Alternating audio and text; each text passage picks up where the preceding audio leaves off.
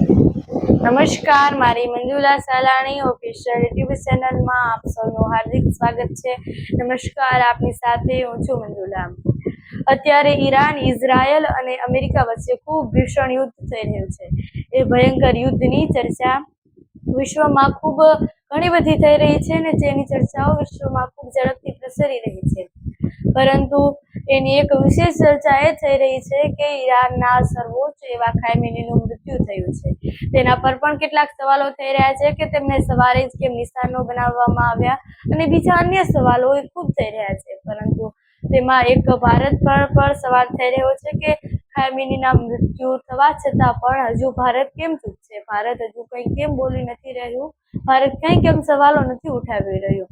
તો એમાં કંઈક કારણો એવા જાણવા મળી રહ્યા છે કે ભારત છે તેના આ ત્રણેય દેશો કે જેમની વચ્ચે યુદ્ધ થઈ રહ્યું છે તેવા ઈરાન, અમેરિકા અને ઇઝરાયલ, આ ત્રણેય દેશો સાથે આપણા સંબંધો ખૂબ સારી રીતે સંકળાયેલા છે અને આ ત્રણેય દેશો સાથે સંબંધો સંકળાયેલા છે તેનાથી આપણે કોઈ એક દેશની બાજુમાં જઈશું, તેને સાથ આપીશું અથવા તો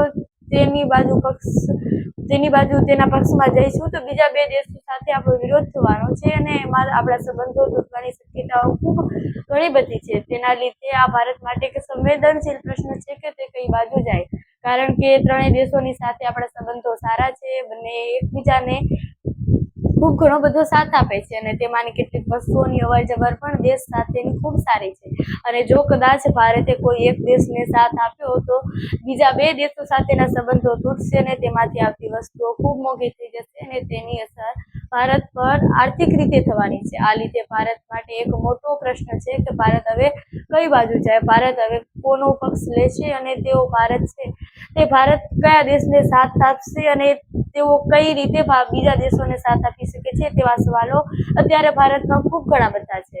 ઈરાનમાંથી આપણને ખૂબ સારું એવું તેલ મળે છે તો અમેરિકા અને ઇઝરાયલમાંથી પણ આપણને એવો જ ખૂબ મોટો બધો સાથ મળે છે અને જો કોઈ એક દેશ સાથે આપણે જઈશું તો બીજા બે દેશો સાથે ત્યાં આપણને ખૂબ આર્થિક તંગી થવાની છે અને આર્થિક તંગીની સંભાવનાઓ ખૂબ મોટા પાયા છે, એટલે ખૂબ મોટા પ્રમાણમાં આની આર્થિક તંગી થવાની છે। ભારત માટે અત્યારે ખૂબ મોટો બધો સવાલ છે, પરંતુ ભારત હજુ કંઈ બોલ્યું નથી અને હવે શું કહેવાનું છે તે કંઈ નક્કી નથી થયું। પરંતુ તમારું શું કહેવું છે કમેન્ટ્સ પર જરૂરથી જણાવજો। સાથે જ અમારી મંજુલા સાલાણી ઓફિશિયલ યુટ્યુબ ચેનલને સબસ્ક્રાઈબ કરવાનું ભૂલશો નહીં। નમસ્કાર।